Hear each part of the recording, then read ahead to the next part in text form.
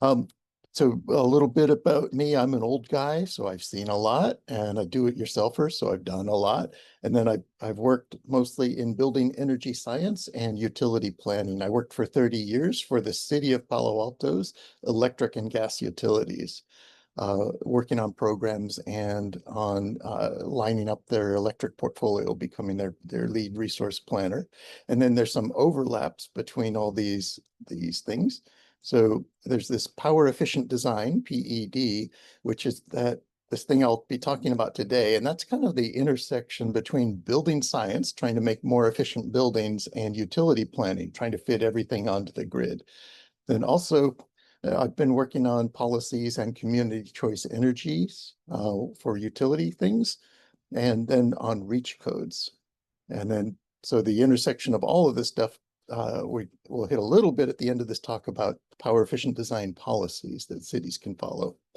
And the problem is that we need a whole lot of electrification, and we need it as soon as possible.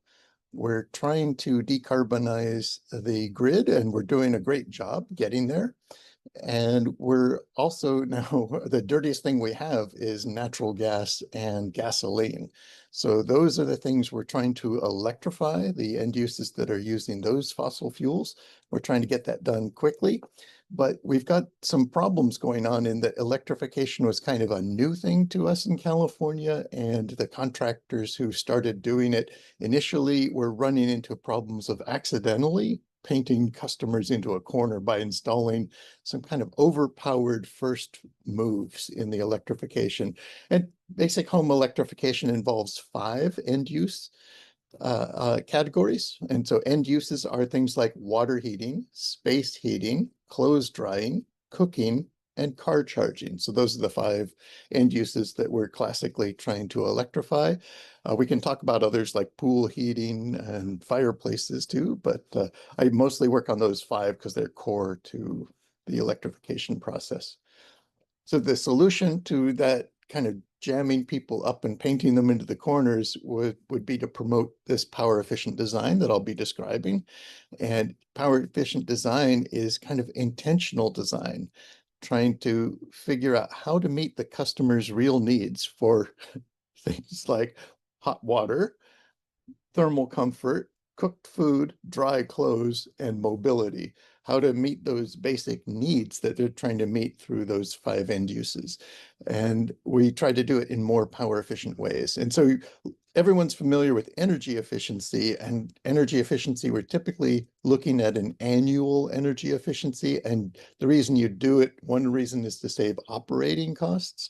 And this power efficiency I'll be describing is looking at a more of an instant time frame instead of looking at the whole year. But we're trying to get permission to fit the full electrification on the electric panel. And so working within the National Electric Code, and fit it on the electric panel and onto the neighborhood electric lines, which looks like the next constraint that we'll be facing. And so what is this power efficient design, PED? It's this intentional design to fit electrification onto the panel, onto the budget, and onto the grid. It's really an easier way to meet our energy needs, and it's recognizing that these typical 100 amp panels that people have can deliver 24 kilowatts of power. So an ampere is a measure of current flow, and if we multiply it by the voltage, the 240 volt difference between the 2 lines coming into the house, that gives us the 24 kilowatts of power. Most homes don't need that much power. Most all electric homes only need anywhere from 5 kilowatts to 15 kilowatts of power for their highest 15-minute draw period, which is the kind of the time period that matters in sizing electric panels so they don't overheat. And so it's easy to fit full electrification onto what people call small panels that are 100 amps. And so power efficient design is just carefully choosing your equipment to meet your needs without triggering an upsizing. The little graph shown here is just 10 homes we did in a San Mateo County study. The blue area is the peak for the whole year that each one of these homes hit on their electric panel. And the top of the green bar is the full capacity of the electric panel. those 10 were in the process, and these two completed homes were my friend Josie's and mine, who we had finished electrifying our homes. And still, with fully electrified homes, we're still using less than a third of our panel capacity. So what power efficient design is just avoiding kind of sleepwalking into problems and upsizing because you can't see electricity. And so you think you're jammed up, but you're not. So why do all this power efficient design? It's basically to save time and money, to make projects go faster and to skip that upsizing step on the electric panel, which can be pretty expensive, especially if you have underground service to the house, where it can add an extra $20,000 to re-ditch the lines coming to the house, what we call service lines, which are the lines from the utility to the house.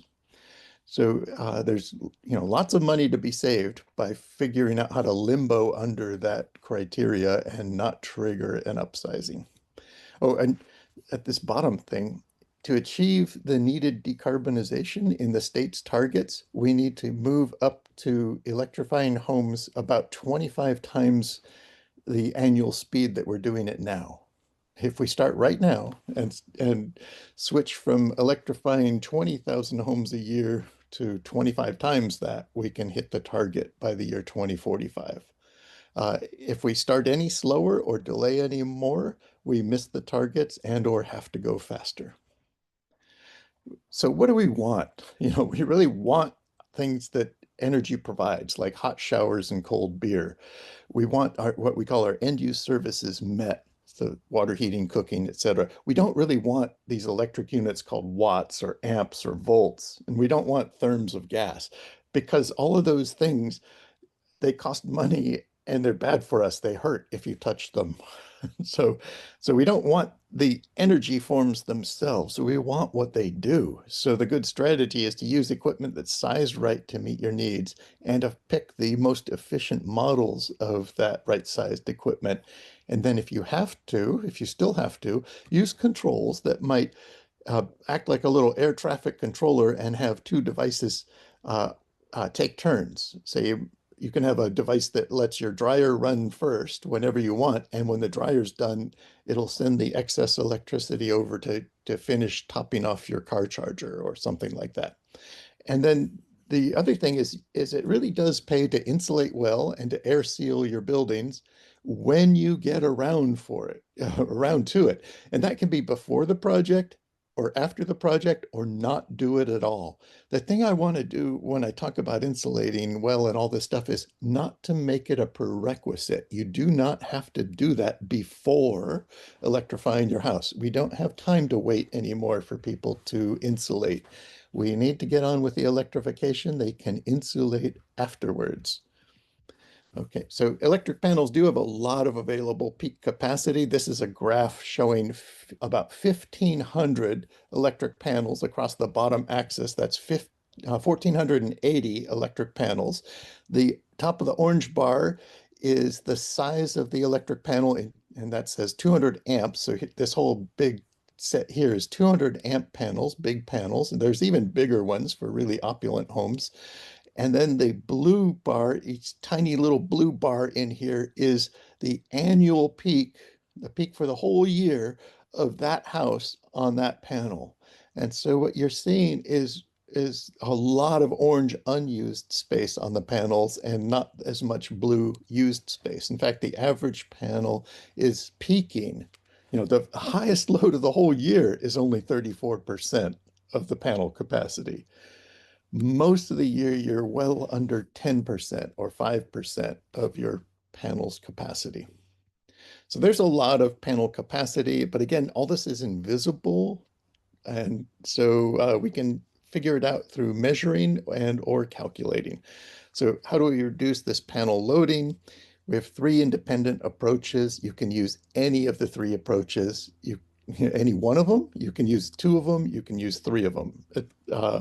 But anyway, they're lowering the building's need for the energy service, say by insulating and air sealing buildings and using more efficient shower heads that use less hot water. And using modern appliances like a modern efficient dishwasher uses less hot water and less electricity. And then you can pick lower power devices, and that's what I'll focus on, that still get the jobs done. And so high efficient devices and right sizing them. And then there's some lower power models that get the job done. Say a lower power water heater with a bigger tank that has more hot water available for you. And then finally, you can pick controls if you want to.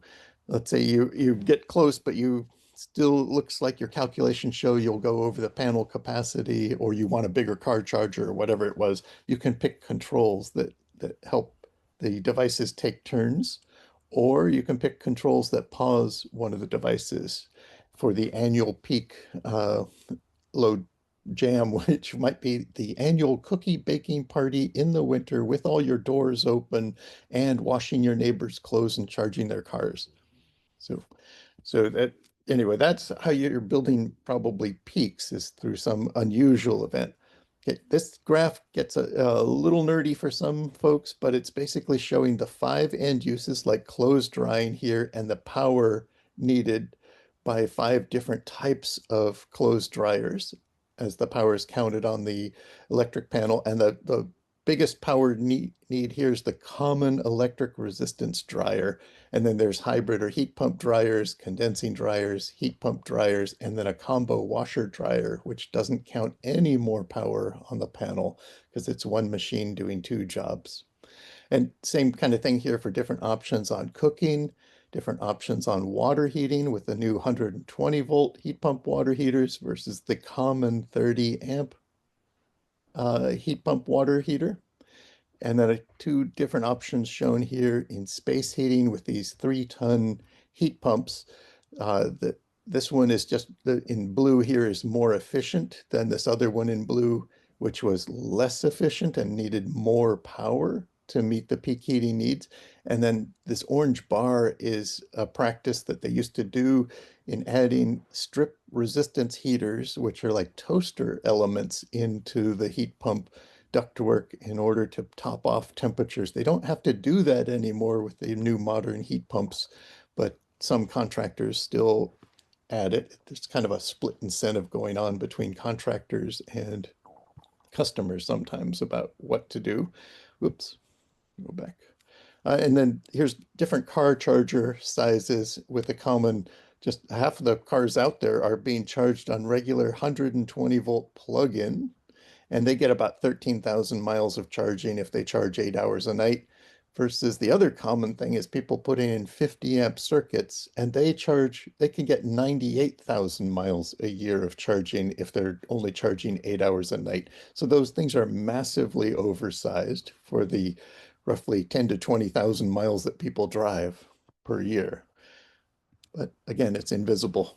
So here's a slightly less traditional graph, a little more artsy look at the graph of getting a conceptual view of what is this power efficient design. And so what we do is we start by thinking of these 4 corners of these end uses like clothes drying, water heating, cooking, and space heat. So those are written in the 4 corners.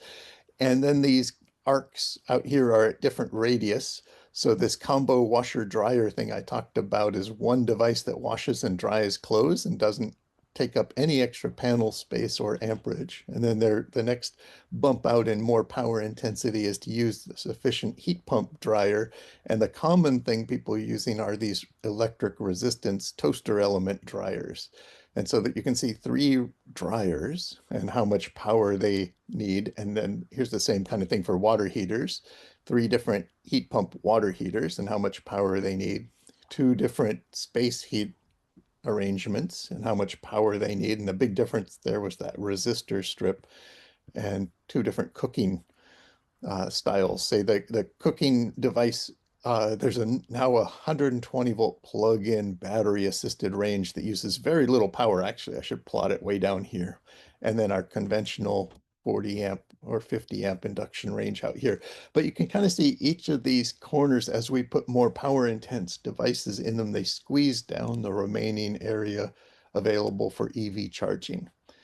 And so that's one way to view this thing as kind of a little puzzle to solve. And you're just trying to make more space on your panel for the remaining car charging. If you were a car driving American who, identifies as wanting a lot of charging versus another one who identifies as wanting a lot of hot water or wanting a lot of clothes drying. We in our guides, we put diagrams of these electric panels and kind of show how circuits can be arranged and power efficient devices can fit on the circuits. Some of them, this is a diagram for a 3,000 square foot house where we used a couple of circuit splitters because we needed to do that to stay on their 100 amp panel with a 3,000 square foot house. But there really are 8 different ways to leave more amperage space or power on the electric panel. You can insulate, like I've been mentioning before, pick efficient equipment, eliminate the need for resistor strips, avoid oversizing equipment. It is okay to oversize wires, but not the breakers. So one thing to future-proof the house is to put in a nice stout wire, but then to put in the proper sized equipment. And then the next owner, if they want, they can put in oversized equipment because they already have the oversized wire. So there's no need to rewire the houses over and over. You can pick multifunction equipment like a range, which is a cooktop and oven in one slide-in device, and these combo washer dryers, and a heat pump is a combo device because it is both heating and cooling for a house. And then you can pick equipment with internal controls, and typically ranges have that. It's kind of neat. They have controls inside where they take turns on the burners to share that with the oven. And then you can use these circuit sharers, oops, or circuit pausing controls. So those are the 8 ways to save amperage space. There's also 12 ways to save physical breaker space, but I'm not covering that today. But here's a little plot of 11 ways to electrify, and I'm going to show 2 dimensions of bigness here. One is each of these dots is a different electrification plan for a 2,500 square foot Bay Area home. And shown across the bottom is the number of breaker spaces needed to be added to do the 5 end uses. So anywhere from 0 to 12 breaker spaces, depending on the way you do your plan. And then shown in the vertical axis is the number of panel amps added. So anywhere from 0 to, looks like the highest one is around 95 panel amps added. And this is where most plans started out when electricians weren't being careful about this power efficient design. They were using overpowered equipment, kind of sized big with resistor strips. Taking out the resistor strip, you get down to this one. And then we've been looking at some other plans, like these 2 purple ones have pausing controllers. The 2 gold ones have circuit sharing devices. And then the blue ones don't have special controls. They're just using more right-sized or power-efficient equipment versions. So what we find is that for any house, we can array a number of different plans across them that can meet their end use needs and just take up different amounts of breaker spaces and panel amps. Okay, I'm almost to the end of the graphs, but thanks for bearing with me on them. This one is a more of a classic graph based on time. Here's the year 2025 and the year 2045. And what we basically have in California is around, let's see, 8 million existing homes that have gas. I think it's around 8 million. And so there's a horizontal line there, and there's some new homes that are being built all electric. And if we aren't careful about power efficient design, they're built as power hog homes with high powered devices that put a bigger strain on the grid. And so that's one way to build. But we have this challenge. We need to convert all the existing homes from gas homes over to something else. So the first thing that people were doing was converting gas homes to these power hog homes. And I'd like to have cities look at changing programs to convert gas homes into kind of leapfrog over power hog homes and start promoting power efficient design homes shown in these two green swaths. And so the idea is to convert the gas homes into these power efficient design efficient homes that just use efficient right-sized appliances, or into the ones that also use owner controls in there, like those circuit sharers or circuit splitters. And then this purple wedge up here is something PG&E is really working hard on. And that's their dream of having utility controlled homes where people volunteer their equipment to be controlled by the utility so that it doesn't overload the grid. And so there's different ways to go about this electrification, but the challenge is basically how do we get people to move from gas homes into, I think, these two, and then later if PG&E get it can, or the other investor-owned utilities can attract people into utility-controlled homes, good for them, and they can do that. So the different advantages of this power efficient design for the contractor and owner, it's that you get faster, easier projects, lower costs. The contractors are able to capture bids because I do some contractor training about that. They use high quality equipment. They provide more future flexibility for the clients as this technology keeps improving. And there's more power left over for EV chargers. And they can do about 3 times as many houses per block before the local transformers will get overloaded because those power hog homes take up the space of 3 power efficient design homes in the transition.